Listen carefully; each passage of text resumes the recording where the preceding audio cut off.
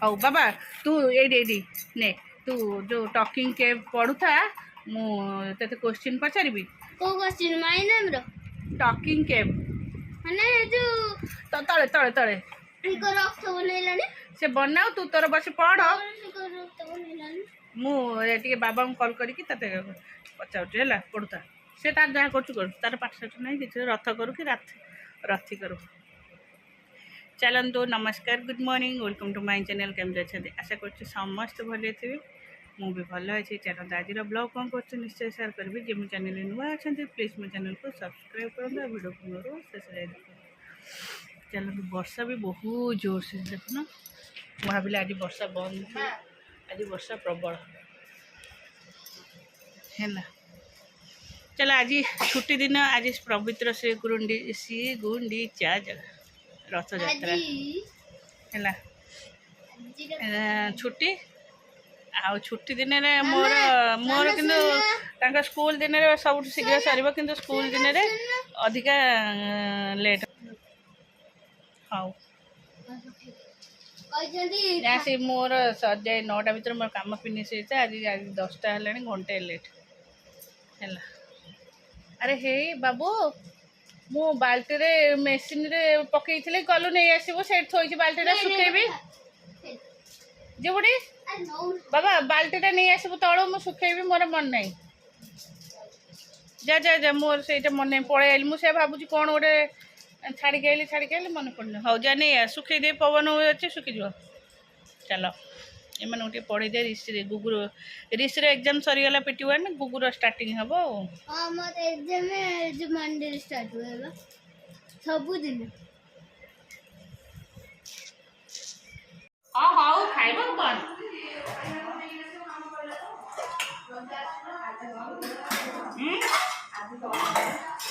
ଆଜି ଗୁଣ୍ଡିଚା କ'ଣ ଇଏ ପ୍ରସନ୍ନ ଦାଦା ହାତ ଦେଇଛନ୍ତି ବା।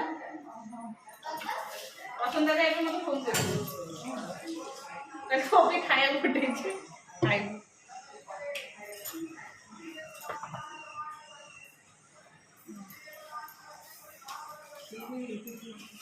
ହଁ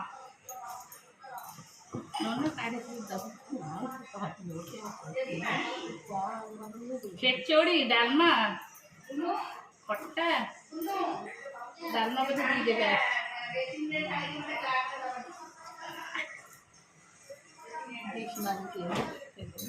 ଗରମ ଅଛି ପୁରା ଡାଲମା। ହଁ ଦେ ଖାଲି ଦିଅ। କ'ଣ ମିକ୍ସ ନାହିଁ? ମିକ୍ସ ନୁହଁ, ଖେଚେଡ଼ି ଡାଲମା ଖଟା କ୍ଷୀରି। ଗୁଗୁ ଖାଇସାରିଛି, ରିସି ଖାଇନି।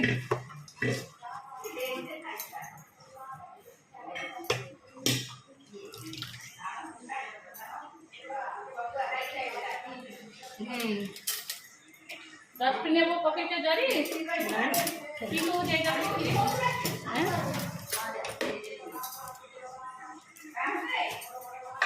ଆଉ କାଲି ଆଉ ଆଜି ରୋଷେଇ ହେବନି ବୋଧେ ରାତିରେ ଡାଲମା। ଖେଚୁଡ଼ି ଡାଲମା ଖିଚୁଡ଼ି ବାଗିକି ରଖିଦିଅ ଖାଇଦିଅ। ମୋ ଖିଚୁଡ଼ି ଖାଇବିନି, ମୋ ଭାତ ଖାଇବିନି। ରାତିରେ ତାକୁ ଫ୍ରିଜ୍ରେ ଥୋଇଦିଅ। ଡାଲମା ଏତେ ଡାଲମା ସେ ଆମର ବଡ଼ ଅଧିକା ଲୋକ ତ ଡାଲମା ଅଧିକା ଏତେ ଡାଲମା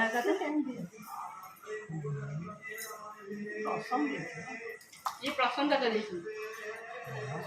ଦାଦା ଖାଇବେ ଡାଲମା?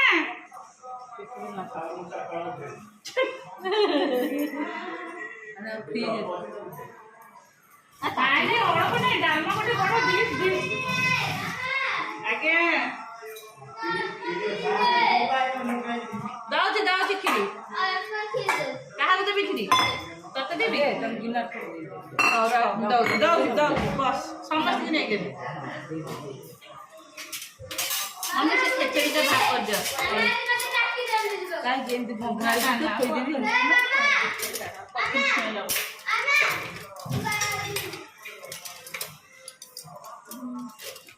କିଛି ପଡ଼େନି।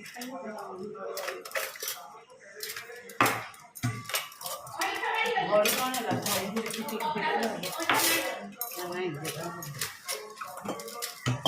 ଖଟାଟା କାଢ଼ିଦିଅ। ସେ ଖଟା ଗୋଟେ ଡବା ଦେବି ତମକୁ ଉଠି ଆଇଲି ମୁଁ ତମକୁ କରିଦେବ ଚାମଚ ଦେବଟି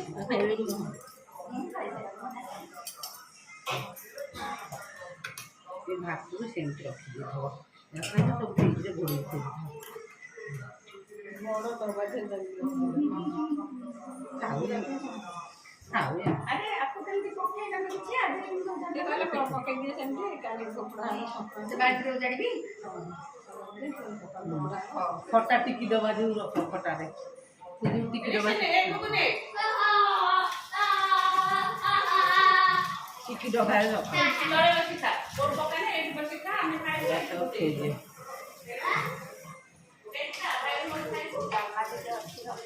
ସେ ଡାଲମା ଡାଲମା ସବୁ ଥୋଇଦେବେ ତାଙ୍କ ଯାଆନ୍ତୁ ସବୁ ବର୍ଷା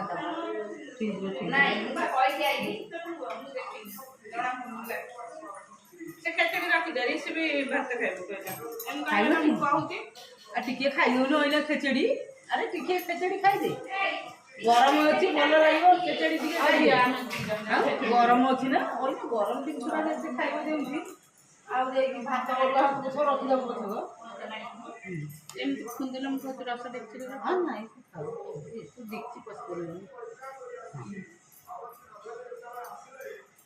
ଡାଲମା ଆମଟା ଖାଇବି ରହିଲେ ସବୁ ଥୋଇଦିଅ ଫ୍ରିଜରେ ସବୁ ଥୋଇଦିଅ ସବୁ ଆଦେଇ ହେବ ଖଟାଟା ରଖିଦିଅ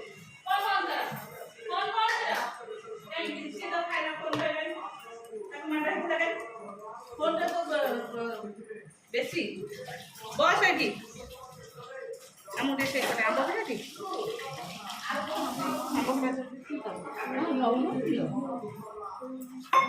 ବସ୍ ମୁଁ କ୍ଷୀରି ନେଉଛି ଖଟା ନିଅ ଆମ ଖଟା ନିଅ ନିଅ ନାଇଁ ଏଇ ଖଟାଟା ଦିଅ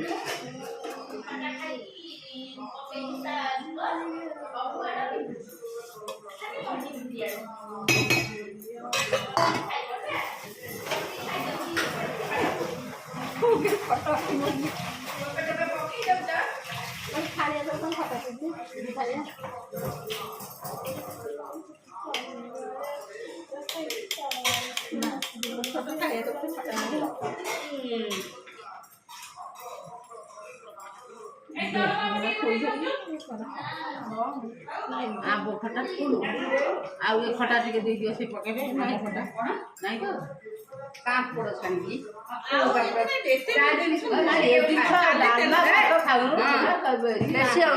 ଟିକେ ଖଟା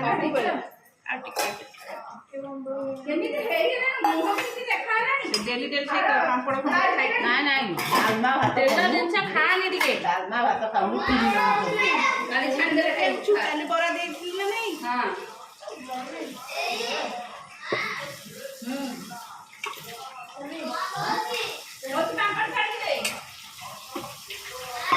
ନାଇଁ ପାମ୍ପଡ଼ ଖାଇଦେ କ୍ଷୀରି ନାଇଁ କ୍ଷୀରି ଖେଚେଡ଼ି ନେଇ আর নৌনু খিরি ତା ପାଇଁ ଟିକେ ନେବି ଆଉ ଯା ବସ କୋଉ କାମଟା ତୋର କୋଉଠି ଅଛି ଦେ ଯୋଡ଼େ ବୋଉ ଜାଣିଛି ଜଳା ଯୋଉ ଟିକେ ଟିକେ ଦିଅ ଆଜି ଆମ କାହ୍ନାର ବାର୍ଥଡେ ହେଲା ସେ ଆସିଥିଲା ବହୁତ ସକାଳୁ ଆସିଥିଲା ଯେହେତୁକି ମୁଁ ସେତେବେଳେ ଗାଧୋଉଥିଲି ଆଉ ମୁଁ କହିଲି ତୁ ଆସନା ମୁଁ ବାଥରୁମ୍ ସଫା କରୁଛି ଗାଧୋଇ ବାଥରୁମ୍ ସଫା କରୁଛି ତୁ ଆଉ ଇଆଡ଼ିକି ଆସନା ତୁ ଯାହା ହାରି ସେ ମୁଣ୍ଡିଆ ମାରିବାକୁ ଆସିଥିଲା ସମସ୍ତେ କହୁଛନ୍ତି ଏବେ ଆସିକି ମୁଣ୍ଡିଆ ମାରି କହୁଛି ମୁଁ ସକାଳେ ଆସିଥିଲି ତମ ବାଥରୁମ୍ରେ ଥିଲା ଆଉ ମୁଁ ଆଉ ହେଲା ଆଇଲୁ ମୋ ଧନଟା କାହିଁ ମନ ଦୁଃଖ କରୁଛୁ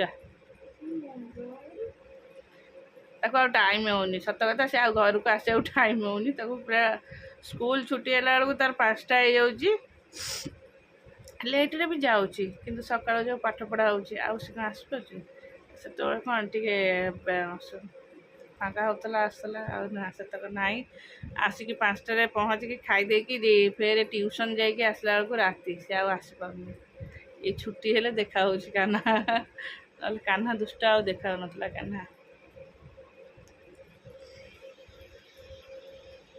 କାହ୍ନା ଆମର ଜନ୍ମ ଶ୍ରୀଗୁଣ୍ଡିଚାରେ ତାକୁ ମୁଁ ସେଇ ଗୁଣ୍ଡିଚା ଡାକୁଛି